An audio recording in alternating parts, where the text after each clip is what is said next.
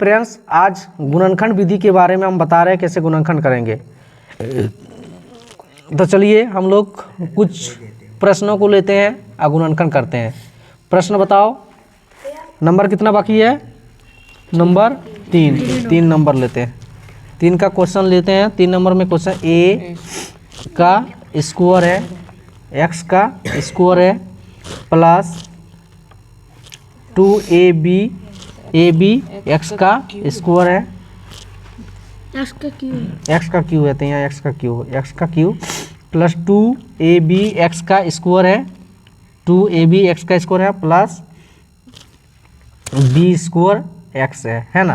देखिए यहाँ पे क्वेश्चन जो है ए स्क्वायर एक्स क्यू है प्लस 2ab एक्स का स्क्वायर है और प्लस बी स्क्वायर एक्स है। बी स्क्वायर क्या है? एक्स है। तो इसको क्या करना है? हमको गुणनखंड करना है। क्या करना है रे? गुणनखंड करना। तो सबसे पहले हम लोग ध्यान से देखो यहाँ पे कि ए एक्स स्क्वायर एक्स क्यू है, यहाँ पे तो एक्स स्क्वायर है एक्स है। तो सबसे पहले हम लोग को यहाँ पे जो है एक्स कॉमन ले लेना है। क्या करना है? एक्स कॉमन लेते हैं। तो एक्स कॉमन लेते हैं तो हम लोग का बचा क्या है? यहाँ पे एक्स जैसे कॉमन लिए तो ए स्क्वायर बचा। क्या बचा? ए स्क्वायर, एक एक्स निकल गया था, एक्स का स्क्वायर बचा प्लस यहाँ पे जब हम लोग एक्स को निकाल लिए तो यहाँ बचा 2ab एक्स बचा ना, अब प्लस यहाँ पे B square only B square बचा। तो इसको दो तरीका से हम लोग गुणनखंड कर सकते हैं। हम लोग का विधि जो है 2 विधि है, तो 2 विधि से हम लोग गुणनखंड कर सकते हैं। तो सबसे पहले जो है कि हम लोग का जो विधि है आसान सा विधि हम लोग बता चुके हैं। तो तुम लोग फरमाइश किया था कि नहीं हमको ये विधि अच्छा लगता है, इसी विधि से आप बताइए। तो चलिए तुम लोग का फरमाइश के अनुसार, तुम्हारे ख्वाहिश के अनुसार ही हम आगे बता रहे हैं। तो चलिए एक्स दिए और इसका गुणनखंड शुरू करते हैं। तो सबसे पहले first and last Guna, first and last समझने के लिए गुना करना नहीं है हमको, यहाँ समझाने के लिए a x square a square x square और बी स्क्वायर दोनों गुना होगा मन में। जब x square x a square x square b square गुना कर दिए तो a square x square b square होगा। दोनों का एलसीएम निकालेंगे, अभाज्य गुणनखंड करेंगे। तो अभाज्य गुणनखंड करने पर हम लोग का जो होता है कि अभाज्य गुणनखंड जो होता है, तो अभाज्य गुणनखंड ध्यान दो यहाँ पे ए स्क्वायर यहाँ पे एक्स का स्क्वायर है प्लस जो है यहाँ पे कितना ए बी एक्स है प्लस फिर से ए बी एक्स है। देखो इसको अभाज्य गुणनखंड जब किए तो बी स्क्वायर और यहाँ पे बी स्क्वायर बचा। किसी को दिक्कत समझने में? अगर दिक्कत हो रहा है तो प्लीज बताइए, फिर से हम हिसाब को बनाएंगे अगर समझ में। हाँ कहाँ पे बोलो? यहाँ पर 2 का है। हाँ 2 इसको गुणनखंड किए हैं। जैसे कि ए एक्स स्क्वायर यहाँ पे a square x square plus 2ab x plus b square है, तो इसको हम लोग गुणनखंड किए। तो गुणनखंड करने पर ए स्क्वायर एक्स स्क्वायर यहाँ पे इसको गुणनखंड किए। तो सबसे पहले गुणनखंड करने का तरीका चलिए रफ पे हम दिखा देते हैं कि यहाँ पे कन्फ्यूज हो रहा है, तो रफ पे दिखाते हैं। ए बी एक्स है तो यहाँ पे जब गुना किए तो a square b square x square था ना।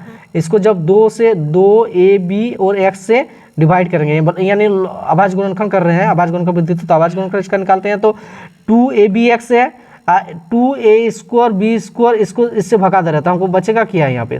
यहाँ 2 से दिए तो बचेगा ए, यहाँ पे बचेगा क्या? ए बी एक्स बचेगा ना। क्या बचा? यहाँ ए बी एक्स से भगा दे, ए बी एक्स से भगा देते, ए बी एक्स से बचा तो ए बी एक्स से बचा। 2 से देते यहाँ 2 दे दिए, यहाँ पे 1 हो गया क्लियर। तो हम लोग का बचा क्या? 2ab एक्स यहाँ बचा। तो इसको 2ab एक्स जो है तो 2ab एक्स, तो हम लोग का ए बी एक्स बचा हुआ था, सॉरी यहाँ पे 2 नहीं था, हम लोग का 2 नहीं था, a square b square x square था। तो ए बी एक्स से भगा दिए तो ए बी एक्स बचा। क्या? ए बी एक्स बचा। समझ में आया? या यहाँ पे अच्छा से देखने आता, फिर से आपको दिखा रहे हैं काट के एक रफ कॉपी लाइए, रफ कॉपी में हम दिखा दे रहे हैं। यहाँ पे हम लोगों को कॉपी का दिक्कत हो रहा है, कॉपी ला, दूसरा कॉपी ला। रफ में जो गुना किए हुए थे हम लोग, यहाँ पे क्वेश्चन को फिर से देखिए। यहाँ पे ए स्क्वायर एक्स स्क्वायर था, अब बी स्क्वायर था, तो यहाँ पे a square x square b square से गुना हो गया था। हम लोग का रिजल्ट में क्या बताया हो? तो रिजल्ट में आया था ए स्क्वायर आया था, एक्स का स्क्वायर आया था, बी का स्क्वायर आया था ना। इसको हमको अभाज्य गुणनखंड करना है। तो इसको अभाज्य गुणनखंड करते ए एक्स अब बी से डिवाइड कर दिए तो हम लोग को बचा क्या? ए एक्स बी बचा ना, यहाँ बचा ना ये रूप है।